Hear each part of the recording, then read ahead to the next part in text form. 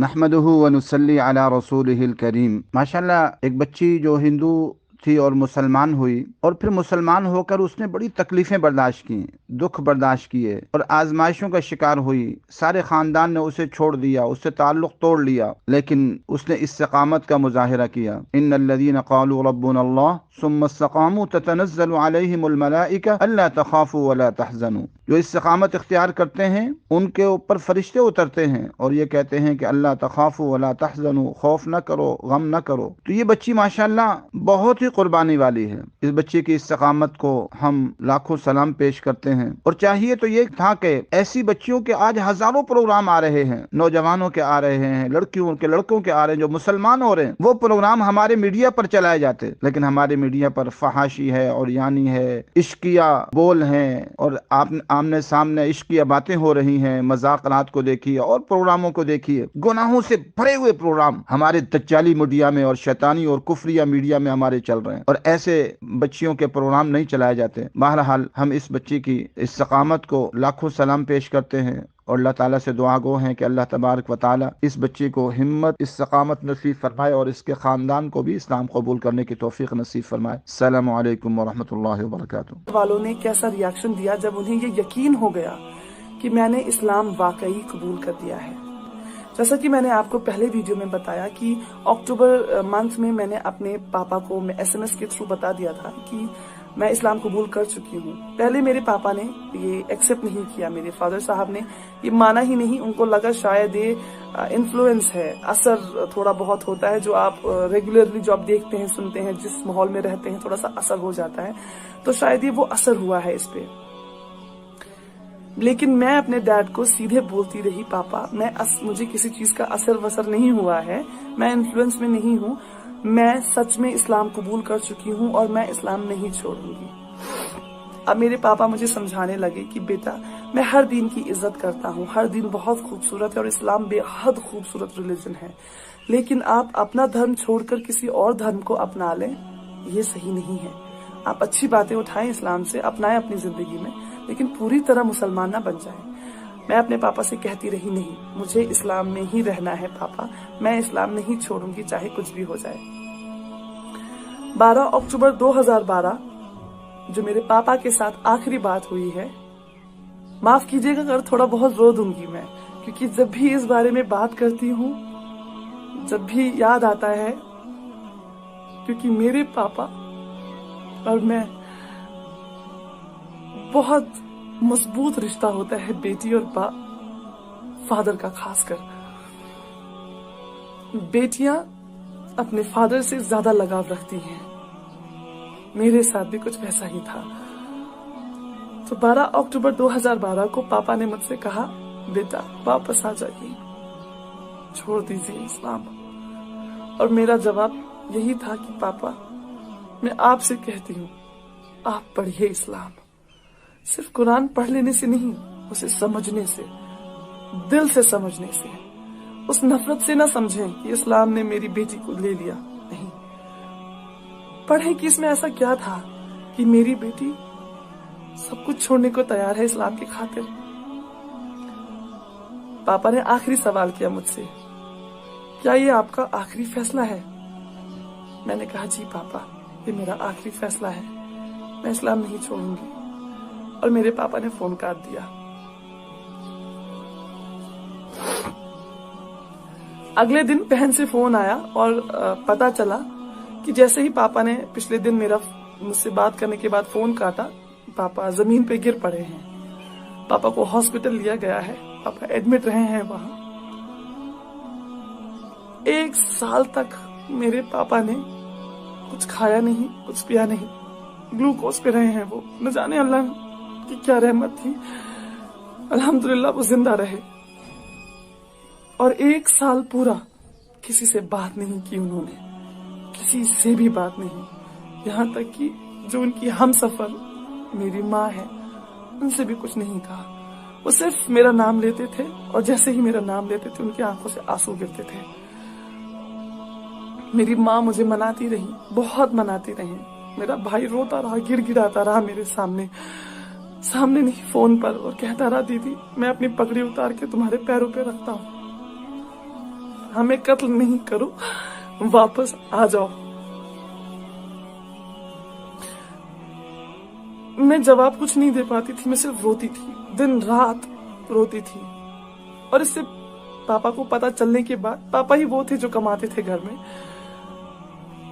मेरे पैसे जो पापा मम्मा मुझे खर्चा भेजते थे वो बंद कर दिया गया। आप सोचे, इतना बड़ा शहर बेंगलुरु, उसमें मैं एक अकेली लड़की, और पैसे बंद कर दिए घर वालों ने। न खाने को पैसे हैं, ना जिस कमरे में रहती हूँ वहां पे करने के लिए रेंट। आखिरकार धीरे धीरे बहन ने बात बंद की, भाई ने बात बंद की। माँ कोशिश में लगी रही कि शायद ये मेरी बात मान जाएगी और वापस आ जाएगी। माँ ने भी बात बंद कर दी जून 2013 में। माँ थक गई कोशिश करते करते कि ये वापस नहीं आएगी, ये नहीं छोड़ेगी इस्लाम। माँ ने कहा, जो भी बात आपको करनी है यहाँ आकर करें, जो भी आपको कहना या सुनना है यहाँ आके सामने करें। फोन पे आज के बाद कोई बात नहीं होगी। और सारे नंबर्स वगैरह बदल दिए गए, घर का लैंडलाइन बंद करवा दिया गया, मोबाइल नंबर्स चेंज हो गए। मतलब मैं वो हो गई, कहते हैं ना, बिल्कुल बेसहारा। बेशक मेरा सहारा अल्लाह था, मेरा ईमान अल्लाह था, मेरा यकीन अल्लाह था। लेकिन जरूरत होती है, माँ बाप की जरूरत होती है। खुदा का निजाम ही कुछ ऐसा है। माँ बाप, वो मोहब्बत औलाद से, और वो औलाद के दिल में मोहब्बत अपने माँ बाप के लिए, ये खुदा ने कुछ सिस्टम ही ऐसा बनाया है।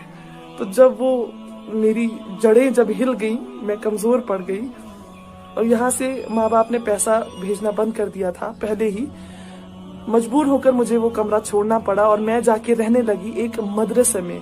वहां पे गरीब लड़कियां और अनाथ लड़कियां रहा करती थी। मैंने वहां रहना शुरू किया। सबसे अच्छी बात यह हुई कि मैंने अरबी सीखी वहीं पे। मैं जो अरबी में आज कुरान पढ़ पाती हूँ, मेरी पहली बेसिक तालीम अरबी की उसी मदरसे में हुई।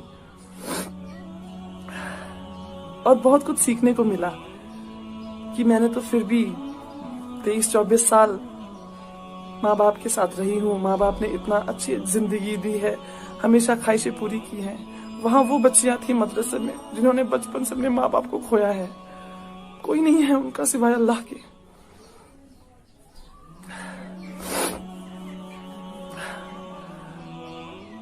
आखिर माँ बाप के साथ बिल्कुल बात बंद हो चुकी।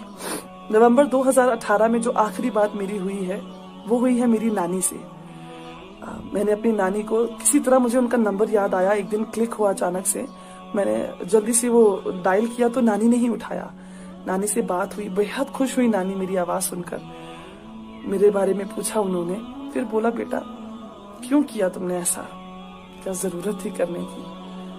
अब सब भूल चुके हैं तुम्हें, कोई याद भी नहीं रखता है, तुम्हारे बारे में कोई बात नहीं करता। तुम्हारी बात, तुम्हारा नाम लेना सख्ती से मना है, तुम्हारा नाम कोई नहीं ले सकता। अब आप जहां हैं खुश रहें, अच्छे से रहें, सुकून से रहें। तड़पना आपको भी है, तड़पना हमें भी है, क्योंकि वो खून का रिश्ता, मोहब्बत का रिश्ता जो हमारे बीच है वो तो खत्म नहीं हो सकता। आपकी माँ को, आपके फादर साहब को आप याद आती हैं, बहुत याद आती हैं, लेकिन जो ये सोशल कंपल्शन होती है ना, जो सोसाइटी है बीच में, इसकी वजह से अलग है आप नहीं मिल पाएंगे। अब उन्होंने मुझे एक बात और बोली, मेरी नानी ने उन्हें बोला, ख्वाब में भी यहाँ आने की जुर्रत नहीं करना। असली का तो छोड़ ही दे, आप ख्वाब में आने की जुर्रत नहीं करना। आपके घर वालों को तो छोड़ दे, बाकी जो है आपके रिश्तेदार आपको इतने टुकड़े करेंगे कि आपको ये नहीं पता चलेगा, किसी को पता नहीं चलेगा कि ये फातिमा जी गई कहाँ। तो खैर नानी से थोड़ी सी बात हुई, लेकिन अल्लाह को मंजूर था शायद कि मेरे जो मामा के बेटे हैं उन्होंने नानी का फोन वगैरह चेक किया, मेरा नंबर ट्रू कॉलर पे देखा तो उन्हें पता चला ये मेरा नंबर है। तो नानी को भी थोड़ी सी सख्ती देखनी पड़ी, और फिर नानी ने एक और फोन किया मुझे कुछ सेकंड्स का और बोला, बेटा मुझे आज के बाद फोन नहीं करना, इनको पता चल गया है कि मेरी आपसे बात हुई थी। फिर कुछ साल, 1-1.5 साल पहले ही मैंने अपनी जो मेरी बहन है उनका फेसबुक अकाउंट से उनकी फ्रेंड को मैंने मैसेज किया बहुत रिक्वेस्ट करने के बाद उनसे नंबर लिया, उनसे बात की। उनको ये यकीन नहीं आ रहा था कि मैं मेरी बहन ही हूँ या मैं कुछ अलग इंसान बात कर रही हूँ, क्योंकि हमारी आवाज सेम है। उन्होंने मुझे बताया कि दीदी हमें तो पता ही नहीं है कि आप कोई बड़ी बहन भी हैं। हमें ये पता है कि वो हैं, भाई हैं एक, मतलब मेरी छोटी बहन है, भाई है, लेकिन कोई ये नहीं जानता है कि इन दोनों की बड़ी बहन भी है। कोई नहीं जानता है। 6 साल में ऐसा खत्म कर दी गई है मेरी एग्जिस्टेंस वहां से। मुझे कोई अफसोस नहीं है, अल्हम्दुलिल्लाह। ये शायद हक है उनका ये करने का। वो जितनी सख्ती करेंगे ये हक होगा उनका। और मैं कभी शिकायत नहीं करूंगी कि नहीं आपने ऐसा क्यों किया, आपने मेरा नाम लेना क्यों छोड़ा, या आपने मेरी एग्जिस्टेंस खत्म क्यों की, क्यों नहीं बताया लोगों को कि मैं आपकी बड़ी बेटी हूँ। नहीं, मुझे कोई अफसोस नहीं है। एज उनके रिलीजन का मेंबर होने के हिसाब से मैंने बहुत गलत किया है, उनके लिए बहुत गलत किया है। वो कहते हैं ना कहावत की जीते जी मार डालना, कुछ वैसा ही किया है मैंने उनके साथ। मुझे पता है मैंने गलत नहीं किया, ये मेरा दिल जानता है, मेरा अल्लाह जानता है कि अपने अल्लाह के लिए ही मैंने सब कुछ छोड़ दिया। ये बातें उन्हें तब तक समझ नहीं आएंगी जब तक अल्लाह की रहमत उन पर नहीं होगी, उनके दिल नहीं खुलेंगे, उनके कानों से पर्दे नहीं हटेंगे।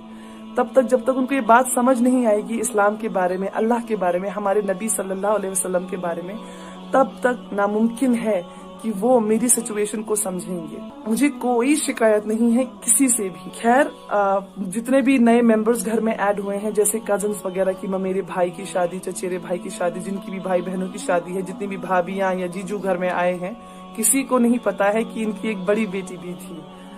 तो बिल्कुल ही खत्म कर दी गई हूँ। आप लोगों से कहना चाहती हूँ कि अगर आपके पास आपके माँ बाप हैं, जिंदा हैं, आपके वालिद हैं, आपकी माँ है, आपके साथ है, वो वालिदैन दोनों हैं आपके साथ, या शायद किसी और शहर में, किसी और देश में रहते हैं, अल्लाह के लिए कभी ऐसा ना करें कि उन्हें तकलीफ हो। ये ऐसा अनमोल तोहफा अल्लाह ताला ने आपको दिया है। बहुत खुश नसीब है अगर आपके पास दोनों हैं या एक भी है, बहुत खुश नसीब है, यकीन मानिए। ये ऐसा तोहफा है जिसके लिए आपने कुछ पैसे नहीं दिए। आप जाते हैं ना दुकान पे, आप जब पैसे देते हैं तभी कोई तोहफा खरीद सकते हैं किसी को देने के लिए। अल्लाह ने आपको फ्री में दिया है। आप अपनी माँ से जन्म लेते हैं, माँ और जो पापा फादर साहब होते हैं, दोनों से बेहद मोहब्बत मिलती है, मोहब्बत में पले बड़े हैं आप। आपको क्या देना पड़ा उन्हें? कुछ भी नहीं। उन्होंने आपका ख्याल तब रखा जब आप बेसहारा थे, बिल्कुल बेसहारा। जब आप शायद खुद कुछ खा पी नहीं पाते थे, तब माँ ने आपको छाती से लगा के आपका पेट भरा है। जब आपको चलना नहीं आता था, आपके फादर साहब ने आपकी उंगली पकड़ के गिर गिर के चलना सिखाया है। आपकी स्कूल की फीसेस आप कैलकुलेट करने बैठेंगे ना, ताउम्र की आपको फीसेस कितनी लगी हैं, आपका दिमाग चकरा जाएगा कि आपके माँ और पापा ने कितना खर्चा किया है आपको इस तरह का इंसान बनाने के लिए। तो अगर आपके माँ बाप आपके पास हैं, करीब हैं, थोड़े दूर भी हैं, खुदा के लिए उन्हें बताएं कि आप उनसे कितनी मोहब्बत करते हैं। उन्हें बताएं कि वो कितना अहम हिस्सा है आपकी जिंदगी का। अगर वो दूर हो गए आपसे, दोबारा आपको मौका कभी नहीं मिलेगा उन्हें ये बताने का। तो जब तक जान है बता दीजिए, जब तक ये सांसें चल रही हैं उन्हें एहसास करवा दीजिए। इस्लाम में सुना है कि जन्नत माँ के पैरों के नीचे है, जिस जन्नत के लिए हम तलब रखते हैं। सारे रमजान हमने यही दुआ मांगी है कि या अल्लाह जहन्नम से दूर रखना और जन्नत में जगह देना, या अल्लाह जन्नत में जगह दीजिएगा। वो जन्नत माँ के पैरों के नीचे है। जरा उन पैरों को चूम कर देखिए, जरा उस माँ के हाथों को चूम कर देखिए, जरा उनकी दुआएं लेकर देखिए, आपको जन्नत मिल जाएगी। और जन्नत का दरवाजा आपके वालिद साहब, आपके फादर साहब। जब तक जन्नत का दरवाजा नहीं खुलेगा आप अंदर दाखिल नहीं हो सकेंगे। तो दोनों ही बहुत अहम हैं, बहुत जरूरी हैं। कद्र कीजिए इस तोहफे की जो आपको बिना कुछ पे किए बगैर मिला है। कद्र कीजिए उस तोहफे की जिन्होंने ताउम्र आपका ख्याल रखा है और आपसे वैसी ही मोहब्बत करी है जिस दिन से आप पैदा हुए हैं।